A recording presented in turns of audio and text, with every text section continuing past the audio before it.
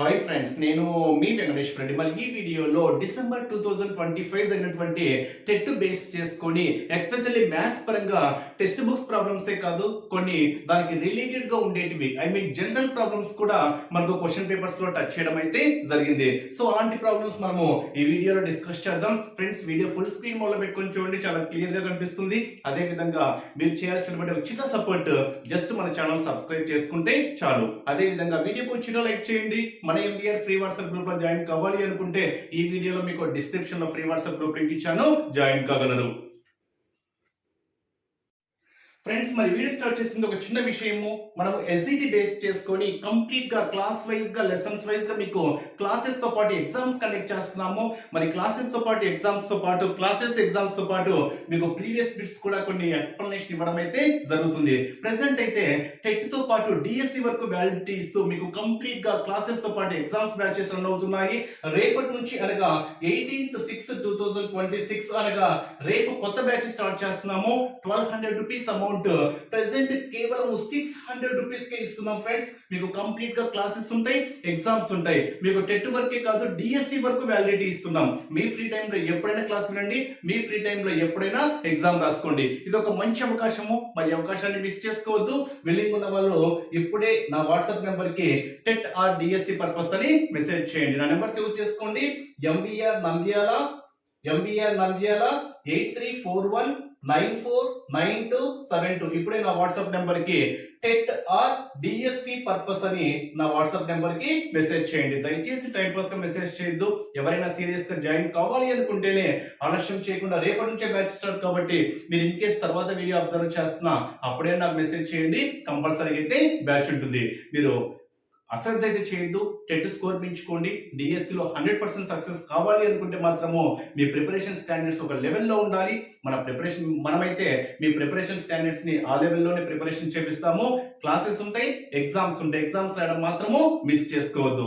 ఇంకా ఆలస్యం చేయొద్దు. నా వాట్సాప్ నెంబర్ కి టెట్ ఆర్ డిఎస్సి పర్పస్ అని మెసేజ్ చేయగలరు. మరి లేట్ చేయకుండా ప్రాబ్లమ్స్ చూద్దాం. మరి ప్రాబ్లమ్స్ అబ్జర్వ్ చేస్తే ఇక్కడ చూడండి, ఏ కామ బిల్ ఇద్దరు కలిసి ఒక పనిని 12 రోజుల్లో పూర్తి చేయగలరు. ఏ ఒక్కడే ఆ పనిని 20 రోజుల్లో పూర్తి చేయగలిగిన బి ఒక్కడే ఆ పనిని ఎన్ని రోజుల్లో పూర్తి చేయగలడు. యాక్చువల్ గా టెట్ పరంగా 8th క్లాస్ వరకు లో ఈ ప్రాబ్లం మనకి ఎక్కడా లేదు. బట్ దీనికి రిలేటెడ్ గా ఉండేటువంటి ప్రాబ్లమ్స్ కూడా మనము హైలైట్ చేసుకోవాలి. కాబట్టి ఈ కాన్సెప్ట్ ను బేస్ చేసుకొని చాలా మోడల్స్ ఉన్నాయి. మీకు క్లియర్ గా మన యూట్యూబ్ ఛానల్లో పని కాలము అనేటువంటి టాపిక్ ని బేస్ చేసుకొని time and work and concept ని బేస్ చేసుకొని క్లియర్ గా వీడియోస్ చేసాము. ఆ వీడియోస్ అబ్జర్వ్ చేయండి. పేమెంట్ గ్రూప్ వాళ్ళకైతే మనం ఆల్రెడీ ఇస్తాం కాబట్టి మీకు ఎటువంటి ప్రాబ్లం అయితే లేదు. బట్ దీన్ని బేస్ చేసుకొని 3 మోడల్స్ ఒక్కసారి బేసిక్స్ అబ్జర్వ్ చేస్తే ఇక్కడ చూడండి, ఏబి ఇద్దరు కలిసి 12 రోజుల్లో చేశారు. ఏ ఒక్కడి 20 రోజుల్లో చేస్తే బి ఒక్కడే ఆ పనిని ఎన్ని రోజుల్లో చేస్తాడు. దీనికి 3 కాన్సెప్ట్స్ పరంగా అబ్జర్వ్ చేస్తున్నా. ఫర్ ఎగ్జాంపుల్, ఒక పనిని ఏ ఒక్కడే ఎక్స్ రోజుల్లో చేశాడు అనుకోండి, అంటే 10 రోజుల్లో ఒక పని ఏదో వర్క్ తీస్తున్నాడు. ఫర్ ఎగ్జాంపుల్, నేను ఈ క్లాస్ చెప్తున్నా, నేను ఒక 1 అవర్ తీసుకున్నాను అనుకోండి, అంటే ఒక పని చేస్తున్నారు, అంటే ఒక యూనిక్ అంటే ఒక ఎకరం పని తీసుకున్నాం అనుకోండి.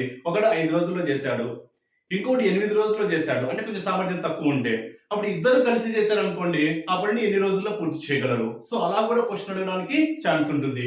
సో ఏ ఒక్కడు ఎక్స్ రోజుల్లో చేశాడు, అదే పనిని బి వై రోజుల్లో కంప్లీట్ చేశాడు. మరి ఆ పనిని ఇద్దరు కలిసి చేస్తే ఎన్ని రోజుల్లో పూర్తి చేయగలరు. ఫర్ ఎగ్జాంపుల్, క్వశ్చన్ ఎలా అడుగుతారంటే, ఏ ఒక పనిని 8 రోజుల్లో పూర్తి చేయగలడు, అదే పనిని బి 12 రోజుల్లో పూర్తి చేయగలిగితే ఏ బి ఇద్దరు కలిసి ఆ పనిని ఎన్ని రోజుల్లో పూర్తి చేస్తారని అడుగుతాడు. సో ఇలాంటి క్వశ్చన్ అడగడానికి కూడా ఛాన్సెస్ ఉన్నాయి కాబట్టి దీనికి రిలేటెడ్ అనమాట. సో ఎన్ని రోజుల్లో పూర్తి చేయగలడు అంటే simple formula x + y / xy days.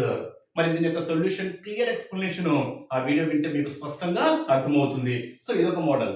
ఇదే కాన్సెప్ట్ రివర్స్ లో అడిగాడు అనుకోండి, ఇప్పుడు నేను చెప్పాను కదా రివర్స్. ఫర్ ఎగ్జాంపుల్, ఏబిలు ఇద్దరు కలిసి ఒక పనిని ఎక్స్ రోజుల్లో పూర్తి చేశారు అనుకోండి, ఈ మోడల్ అన్నమాట. అదే పనిని ఏ ఒక్కడే వై రోజుల్లో పూర్తి చేస్తే బి అదే పనిని ఎన్ని రోజుల్లో పూర్తి చేయగలడు. సో క్వశ్చన్ మీకు అర్థమై ఉంటుంది. అంటే ఇప్పుడు చెప్పినటువంటి మోడల్, ఏబీలు ఇద్దరు కలిసి 12 రోజులు, ఏ ఒక్కడే 20 రోజులు, అయితే బి ఎన్ని రోజుల్లో చేయగలడు. దీనికి సింపుల్ ఫార్ములా ఏంటి అంటే same unique formula xy y minus X, ఎందుకంటే ఒక్కడంటే ఎక్కువ రోజులు పడుతుంది కాబట్టి y మైనస్ ఎక్స్ చేస్తే సరిపోతుంది. అంటే మీకు కొన్ని షార్ట్ కట్స్ తెలియాలి. సో సింపుల్ లాజిక్, దీనికి సొల్యూషన్స్ కూడా ఉన్నాయి. అది మీరు క్లియర్ వీడియో అబ్జర్వ్ చేస్తే ఆన్సర్ వచ్చేస్తుంది. ఏ ఒక పనిని x రోజుల్లో, బి ఒక పనిని y రోజుల్లో చేస్తే ఇద్దరు కలిసి xy by x plus y రోజుల్లో కంప్లీట్ చేయగలరు. ఏబి ఇద్దరు కలిసి x డేస్, ఏ ఒక్కడు y డేస్ కంప్లీట్ చేస్తే బి ఒక్కడు ఆ పనిని ఎన్ని రోజుల్లో కంప్లీట్ చేయగలడు అంటే xy by y minus X. In case 3 persons పరంగా ఇచ్చాడు అనుకోండి, ఏ ఒక పనిని x డేస్ లో కంప్లీట్ చేయగలడు, బి అదే పనిని y రోజుల్లో కంప్లీట్ చేయగలడు, సి అదే పనిని z రోజుల్లో కంప్లీట్ చేస్తే ఇప్పుడు ముగ్గురు కలిసి ఆ పనిని ఎన్ని రోజుల్లో కంప్లీట్ చేయగలడు అని అడగచ్చు. సో ఇక్కడ 2 పర్సన్స్ బేస్ చేసుకుని కాబట్టి ప్రొడక్ట్ చేశాను. ఇక్కడ 3 కాబట్టి XYZ ప్రొడక్ట్. ఇక్కడ 2 కాబట్టి కామన్ XY ఇచ్చాను. ఇప్పుడు ఆల్టర్నేటివ్ ఎలా, XY plus YZ plus ZX, ఇది మనకు యూనిక్ ఫార్ములా అన్నమాట. సో ఇలా సమ్ టైమ్స్ ఎలా అడుగుతుంటే ఏ ఒక పనిని 10 రోజుల్లో కంప్లీట్ చేయగలడు, ఏ కన్నా బి 20% సామర్థ్యం ఎక్కువ గలవాడు, అప్పుడు ఇద్దరు కలిసి ఎన్ని రోజుల్లో పూర్తి చేయగలరు. సో ఇలా పర్సెంటేజ్ పరంగా అంటే ఇంత ఎక్కువ సామర్థ్యం గలవాడు. ఇంకో క్వశ్చన్ అడగచ్చు, ఏ ఒక పనిని ఇన్ని రోజుల్లో చేశాడు, ఇద్దరు కలిసి చేసిన తర్వాత కొన్ని 4 రోజుల తర్వాత బి ఆ పని నుంచి బయటకు వెళ్ళిపోయాడు, అప్పుడు ఏ ఒక్కడు మిగిలిన పనిని ఎన్ని రోజుల్లో పూర్తి చేయగలడు. అంటే ఇద్దరు కలిసి స్టార్ట్ చేసిన ఒక 4 డేస్ తర్వాత ఏ ఆ పని నుంచి బయటకు వెళ్ళిపోయాడు, ఇంకా మిగిలిన పని ఉంటుంది కదా, దాన్ని బి ఒక్కడు ఎన్ని రోజుల్లో చేయగలడు. సో ఇలాంటి క్వశ్చన్స్ కూడా రైజ్ చేయడానికి ఆస్కారం అయితే ఉంటుంది. దాని కంప్లీట్ వీడియో అబ్జర్వ్ చేయాలంటే మన యూట్యూబ్ ఛానల్ అబ్జర్వ్ చేయండి, లేదా పేమెంట్ గ్రూప్ లో అయితే మీకు క్లియర్ గా వచ్చేస్తాయి. ఇప్పుడు ఈ క్వశ్చన్ ఇక్కడ ఇచ్చాడు చూడండి, ఏబి ఇద్దరు కలిసి 12 డేస్. ఈ క్వశ్చన్ కదా, ఏబి ఇద్దరు కలిసి ఎన్ని డేస్, 12 డేస్. ఇద్దరు కలిసి ఎన్ని రోజులు కంప్లీట్ చేశారు, 12 డేస్. ఏ ఒక్కడే ఆ పని ఎన్ని రోజుల్లో చేశాడు, 20 డేస్. మరి బి ఆ పనిని ఎన్ని రోజుల్లో పూర్తి చేయగలడు, అదే కదా క్వశ్చన్. సో ఏం చెప్పాను, రెండు ప్రొడక్ట్ చేసి డిఫరెన్స్ చేస్తే సరిపోతుంది. ప్రొడక్ట్ అంటే ఏంటి, 12 into 20. డిఫరెన్స్ అంటే ఏంటి, 20 మైనస్ 12. డిఫరెన్స్ అంటే పెద్ద దాంట్లోంచి చిన్న తీసేయాలి. ఇక్కడైతే ప్రొడక్ట్ చేసి సమ్ చేయాలి, ఇక్కడైతే ప్రొడక్ట్ చేసి డిఫరెన్స్ చేయాలి. Simple logic. Product by some, product by difference, అంటే గ్రేటర్ నెంబర్ నుంచి స్మాలర్ నెంబర్. సింప్లిఫై చేస్తున్నాం. 12 into 20 by 20 minus 12, that is 8. 4 3s are 12, 4 2s are 2 1s are 2 10s are 10 3s are 30. అంటే B ఒక్కడు అదే పని ఎన్ని రోజుల్లో పూర్తి చేయగలడు అంటే 30 రోజుల్లో పూర్తి చేయగలడు. అంటే ఇద్దరు కలిసి 12 రోజులు చేశారు, ఏ ఒక్కడైతే 20 రోజులు చేయగలిగితే అదే పని బి ఒక్కడు ఎన్ని రోజుల్లో చేయగలడు అంటే 30 రోజుల్లో చేయగలడు. ఇప్పుడు ఇదే క్వశ్చన్ దీంట్లో కన్వర్ట్ చేయాలి అనుకోండి, ఒక పనిని ఏ 20 రోజుల్లో పూర్తి చేయగలడు, అదే పనిని బి 30 రోజుల్లో పూర్తి చేయగలిగితే ఇద్దరు కలిసి ఎన్ని రోజుల్లో పూర్తి చేయగలరు. కావాలంటే ఫార్ములా అప్లై చేయండి, 12 డేస్ వస్తుంది కంపల్సరీగా. ఏ ఎన్ని డేస్, 20 డేస్, బి ఎన్ని days, 30 days. Product by some కదా, 20 ప్లస్ 30 ఎంత, 50. 10 2s are 10 5s are 5 1s are 5 6s are 2 6 అంతా 12 డేస్ వచ్చిందా. అంటే ఈ ఫార్ములాస్ మీరు హైలైట్ చేసుకున్న క్వశ్చన్ ఇలా ఇచ్చిన ఆన్సర్ అయితే చేయగలరు. మరి ప్రాసెస్ మాత్రం కొంచెం లెంతీగా ఉంటుంది, మరీ లెంతీ ఏం కాదు, కొంచెం లెంతీ. బట్ ఇవనుకోండి పెన్ను పేపర్ యూజ్ చేయాల్సిన అవసరమే లేదు. సమ్ చేసి ప్రొడక్ట్ డిఫరెన్స్, ఈ రెండు ప్రొడక్ట్ చేసి డిఫరెన్స్ చేస్తే ఆన్సర్ వచ్చేస్తుంది. నెక్స్ట్ క్వశ్చన్, ఒక పాఠశాల జట్టు గత సంవత్సరం 4 ఆటలు గెలవగా ఈ సంవత్సరము 6 ఆటలను గెలుచుకుంది. అయితే పెరుగుదల శాతం ఎంత? ఇక్కడ మీకు పెరుగుదల శాతము increasing percentage, decreasing percentage question ఏ విధంగా అడగచ్చు. ఇక్కడ ఆటల పరంగానే అడగాలని రూల్ లేదు. లేదా ఒక వ్యక్తి యొక్క శాలరీ ఈ సంవత్సరము 5,000 రూపాయలు, ఓకేనా, నెక్స్ట్ 8,000 రూపాయలు చేశారు అనుకోండి, తన శాలరీ ఎంత పెరిగింది, క్వశ్చన్ అర్థమైందా. లేదా ఒక వ్యక్తి ప్రెసెంట్ 20,000 శాలరీ తీసుకున్నాడు, నెక్స్ట్ ఇయర్ కి 25,000 అయింది అంటే ఎంత శాలరీ పెరిగింది. లేదా 18,000 అయింది, ఎంత శాలరీ తగ్గింది. లేదా ఒక ప్రొడక్ట్ యొక్క cost present 1,50,000 rupees, next 1,80,000 rupees అయితే ఎంత శాతం పెరిగింది. ఇలా ప్రొడక్ట్ పరంగా అడగచ్చు, శాలరీ పరంగా అడగచ్చు, లేదా నెంబర్స్ పరంగా అడగచ్చు, లేదా ఇలా గేమ్స్ పరంగా అడగచ్చు. ఎలా అడిగినా కానీ ప్రాసెస్ సేమ్. ఏంటి అంటే సింపుల్ లాజిక్.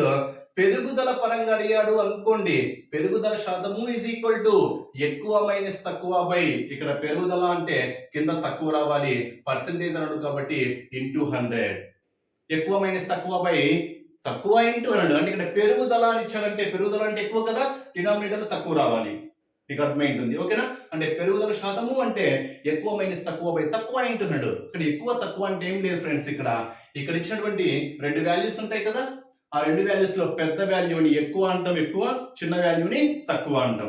అంటే ఒక ప్రెసెంట్ నా శాలరీ 10,000, 15,000 పెంచారనుకోండి, అక్కడ 15 తక్కువ, 10 తక్కువ కాబట్టి తక్కువ అంటే 10,000, ఎక్కువ అంటే 15,000, ఎక్కువ మైనస్ తక్కువ బై తక్కువ ఇంటూ 100 చేసామనుకోండి ఎంత శాతం పెంచారో మనకు తెలిసిపోతుంది. అది ఇన్ కేస్ తక్కువ పరంగా అడిగాడు అనుకోండి, తగ్గుదల శాతం పరంగా అడిగితే ఎక్కువ మైనస్ తక్కువ బై ఎక్కువ ఇంటూ 100, అది ఇంకా శాలరీ పరంగా అడగచ్చు, నెంబర్స్ పరంగా అడగచ్చు, స్పోర్ట్స్ పరంగా అడగచ్చు, లేదా ప్రొడక్ట్ పరంగా అడగచ్చు. క్వశ్చన్ ఏ విధంగా అయినా అడగనివ్వండి, ప్రిన్సిపల్ మాత్రము సేమ్. సో ఇప్పుడు క్వశ్చన్ ఏమడిగాడో చూడండి. ఒక పాఠశాల జట్టు గత సంవత్సరం 4 ఆటలు గెలవగా ఈ సంవత్సరము 6 ఆటలను గెలుచుకుంది. అంటే 4 నుంచి 6 అంటే పెరిగింది కదా, ఇంక్రీజ్ అయింది కాబట్టి ఇంక్రీజ్ పర్సెంటేజ్ ఎంత అని అడిగాడు. ఇంక్రీజ్ పర్సెంటేజ్ మీకు ఏం చెప్పాను ఫార్ములా, ఎక్కువ మైనస్ తక్కువ బై తక్కువ ఇంటూ 100. ఎక్కువ అంటే ఏంటి, న్యూమరికల్ వాల్యూలో ఎక్కువ 6, తక్కువ అంటే 4 బై తక్కువ అంటే 4 into 100. 6 minus 4 2 by 4 into 100. 2 1s 2 2s 2 1s 2 50s, ఎంత పర్సెంటేజ్, 50% పెరిగింది. మనం అడగచ్చు క్వశ్చన్ చూడండి, చాలా వరకు ఆన్సర్ తప్పు చేయడానికి ఆస్కారం ఉంది. సో ఇక్కడ 4 ఆటలు కదా, 6 ఆటలే కదా, అంటే 4 ఆటలు అంటే 50% కాదు కదా. సో అలా కూడా కొంచెం కన్ఫ్యూజ్ అయ్యి గుడ్డిగా పెట్టడానికి ఆన్సర్ అయితే లేదు. అంటే ఓవరాల్ గా ఎంత శాతం పెరిగింది అంటే 50% పెరిగింది.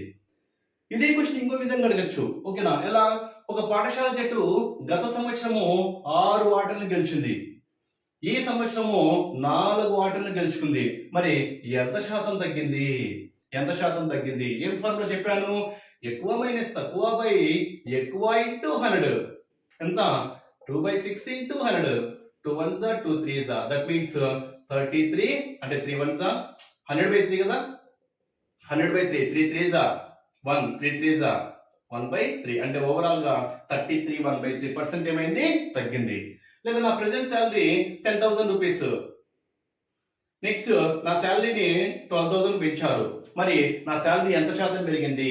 సింపుల్ ఫార్ములా ఏం చెప్పాను, ఎక్కువ మైనస్ తక్కువ, 12,000 మైనస్ 10,000 ఎంత, 2,000 బై తక్కువ ఎంత, 10,000 into 100. 1 2 3 zeros, 1 2 3 zeros, 2 1s 2 5s 5 2s 0, అంటే ఎంత శాతం పెంచారు అంటే 20% పెరగడం అయితే జరిగింది. ఈ విధంగా increase percent, decrease percent, so ఈ విధంగా క్వశ్చన్స్ ఏ విధంగా ఇచ్చినా మీరు ఆన్సర్ చేయాలి. మరి ఇలాంటి ప్రాబ్లమ్స్ మీకు మోర్ కావాలి అంటే మన ఛానల్ సబ్స్క్రైబ్ చేసుకోండి. ఇంకా పేమెంట్ గ్రూప్ లోకి వచ్చే మాత్రము మీకు ఎటువంటిది మిస్ చేయము, ప్రతి కంటెంట్ మీకు క్లియర్ గా 100% జెన్యూన్ గా ఇవ్వడం అయితే జరుగుతుంది. సబ్స్క్రైబ్ చేసుకోవడం మాత్రము మిస్ చేసుకోవద్దు.